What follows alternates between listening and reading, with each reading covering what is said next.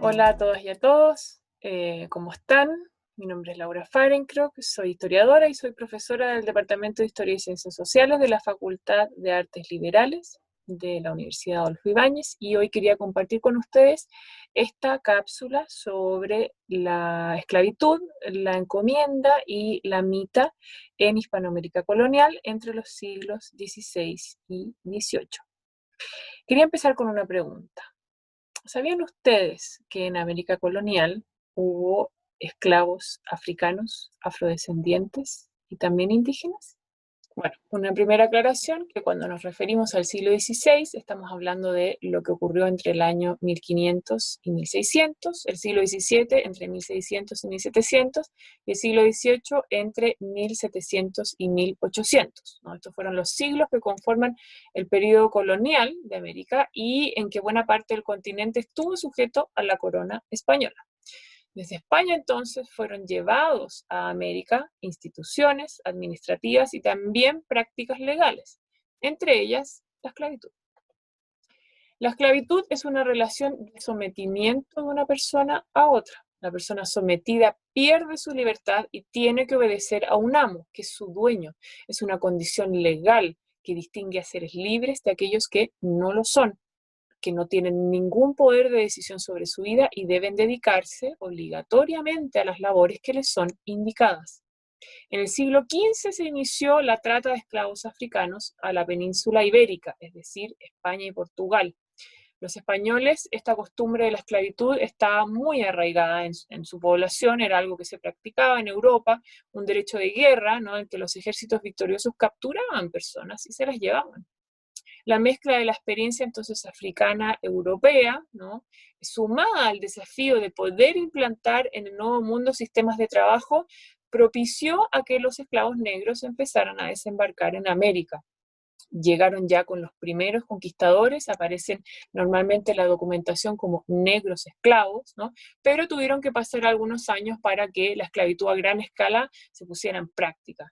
La unión de las coronas ibéricas, que son España y Portugal, y que sucedió entre 1580 y 1640, aportó a esta consolidación del tráfico de africanos en América. La segunda mitad del siglo XVI, esclavos africanos ya se hacían notar en toda la América portuguesa, que era el territorio de Brasil. En las áreas españolas también eran muy numerosos y hasta la primera mitad del siglo XVII ingresaron muchos más esclavos negros en tierras españolas por manos de portugueses que al Brasil.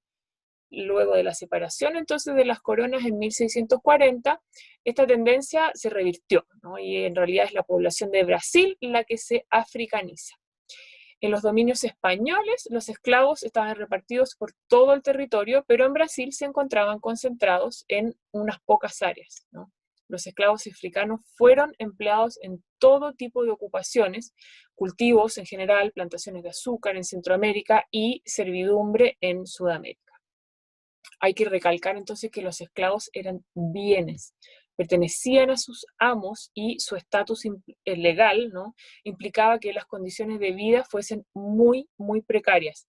Podían sí tener oficios, ocupaciones paralelas como zapateros, sastres, albañiles, ¿no?, entre otros, y algunos incluso pudieron comprar su libertad. Era un acto legal que se llamaba manumisión, pero esta no fue la realidad de la mayoría. Es importante señalar también que la esclavitud de africanos nunca fue un tema moral a discutir. Eran considerados seres inferiores y la esclavitud era vista como algo natural en el pensamiento europeo occidental, ¿no? Pero lo que sí traía problemas era la esclavización de indígenas. Ya que había una vasta experiencia previa con los africanos, también era lógico que se intentara esclavizar entonces a los habitantes nativos del Nuevo Mundo. La esclavitud indígena se prohibió tempranamente, ya en el siglo XVI, pero en el siglo XVII se permite en algunos lugares como Chile. En Chile se permitía esclavizar indígenas en guerra justa. ¿Y de qué se trataba esto de la guerra justa? Una fórmula para justificar, ¿no?, que aquellos indios que no querían someterse y ser vasallos del rey y se levantaban abiertamente en armas contra los ejércitos españoles, entonces podían ser esclavizados. Y por eso se decía que habían sido capturados y esclavizados en guerra justa. Había también otra práctica esclavista que se llamaba a la usanza y que consistía en la venta de los indígenas que hacían los propios miembros de las familias indígenas para subsistir, o sea, vendían a sus hermanos, a sus hijos, ¿no? Una costumbre que también está prohibida. La esclavitud indígena fue el motor del comercio en Chile colonial, ¿no? En la práctica se capturaban los sujetos que podían o no estar en guerra y se vendían como un negocio. Las malocas, que se llamaban las incursiones de los españoles en territorios fronterizos del Biobío, la mayor parte de las veces que se hacían contra indios de paz, ¿no? Entre comunidades que hoy se denominan mapuches. Pero ojo que esta palabra surge recién en el siglo XVIII. El grupo no se identificaba en la época como mapuche, sino que más bien como reche, en mapuzungún, gente verdadera. Entonces, esta precariedad económica en la zona fronteriza del Biobío promovió que los militares españoles sacasen provecho de estas ventas, ¿no? Lo que tenía que ser un estado excepcional era una práctica común. Los esclavos se capturaban, se bautizaban, recibían un nombre cristiano y pasaban a dedicarse al servicio personal en las ciudades o las estancias a muchos kilómetros de sus lugares de origen, en un proceso que se llamaba desnaturalización, es decir, que los sacaban de su lugar de origen al cual no podían volver nunca. Las piezas preferidas, que era como se llamaba a estos esclavos, eran niños, niñas y mujeres, porque oponían menos resistencia. Y esto entonces deja de manifiesto que el requisito de la guerra justa en realidad no era seguido. Este grupo de esclavos recibía además el nombre de aucas, ¿no? Una palabra proveniente del quechua que significaba en la época de los incas a los habitantes del sur que presentaban resistencia.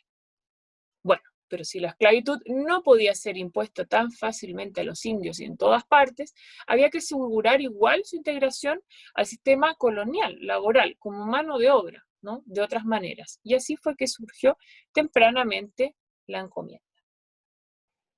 La encomienda entonces fue implementada para aprovechar el trabajo indígena. Consistía en la entrega de un grupo de indígenas a un español y a cambio de esto el español tenía que protegerlos, educarlos y evangelizarlos. Los indios encomendados debían pagar un tributo como obligación de vasallos a la corona, un impuesto, ¿no? Y retribuían así la protección que les daba el encomendero. Como el soporte de la economía colonial fue el indígena y este era considerado legalmente súbdito de la corona, debía pagar este tributo o servir a los españoles. Ahora, la encomienda no implicaba que el encomendero era dueño de los indios. En algunos lugares las encomiendas fueron heredables, ¿no? No se quedaban siempre en una sola familia en cualquier caso, y cuando la encomienda quedaba vacante, volvía a manos de la corona que la repartía entonces nuevamente. La cantidad de indios de las encomiendas variaba. En Nueva España, es decir, en México, la encomienda organizó la mano de obra para el funcionamiento de la minería y las estancias agrícolas y ganaderas. En el virreinato del Perú fue el virrey Francisco de Toledo quien determinó hacia fines del siglo XVI la agrupación de los indios en comunidades. Este proceso se llamó en la época la reducción a pueblos de indios y el objetivo era siempre mejorar la disponibilidad de la mano de obra de los indígenas, que sería dedicada principalmente a faenas mineras en la zona de Alto Perú. Ahora, en Chile, después de un breve auge de extracción de oro en la zona central del país, los habitantes de los pocos pueblos de indios de la zona centro-sur fueron obligados a movilizarse, ¿no? Desde inicios del siglo XVII, por las necesidades de las haciendas y las estancias que surgían en la región. Así se desestructuraron las ya precarias comunidades que habían, y en la zona que se llamaba de frontera, el Biobío, Concepción y sus alrededores, la fuerza laboral en general indígena era mixta, o sea, era libre y esclava. Y las procedencias geográficas eran diversas, ¿no? Pero había muy pocos pueblos de indios. Ahora, en todas las regiones de Hispanoamérica, aunque con algunas diferencias, la encomienda se fue abriendo paso a otros tipos de relaciones laborales a lo largo del siglo XVIII. Había peonaje, luego inquilinaje, ¿no? Y luego también finalmente fue abolida hacia fines del siglo XVIII y de la colonia. No todas las encomiendas fueron iguales. Una de las principales distinciones era la forma en la que los indios pagaban este tributo, este impuesto. Entonces vamos a tener encomiendas de servicio personal, o yanaconazgos, en que los indios tributaban al encomendero por medio de su propio trabajo personal, vivían junto a él toda su vida, eran sirvientes, ¿no?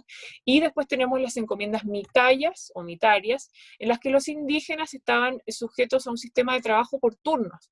Se tenían que desplazar de sus pueblos de origen para servir en labores agrícolas, de construcción o mineras. Y esto significa que realizaban mitas.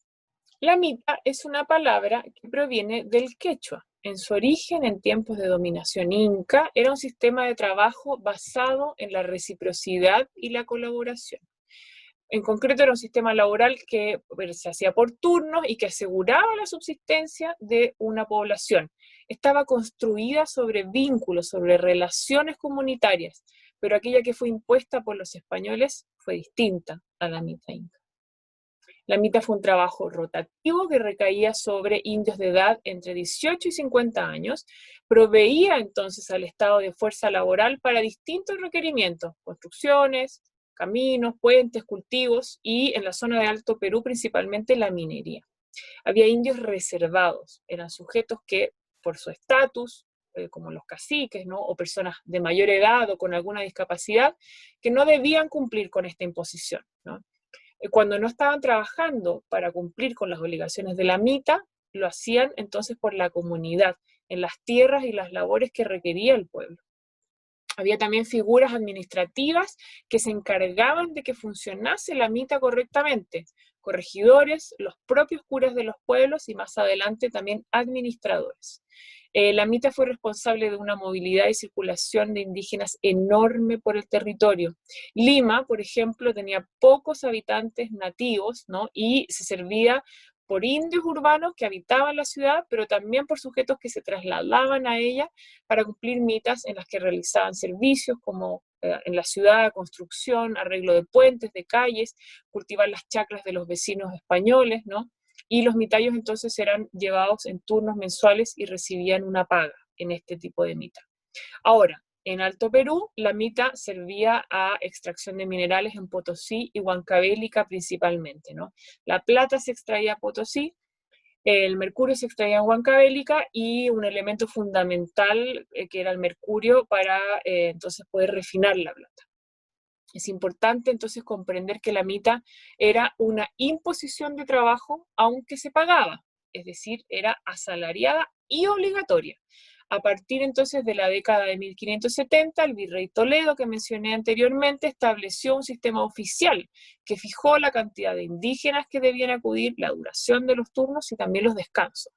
Los pueblos debían aportar una séptima parte de su población tributaria, es decir, de los hombres entre 18 y 50 años, para que no se vaciasen los pueblos, ¿no? Porque tenía que quedarse gente para cumplir con las labores locales, ¿no?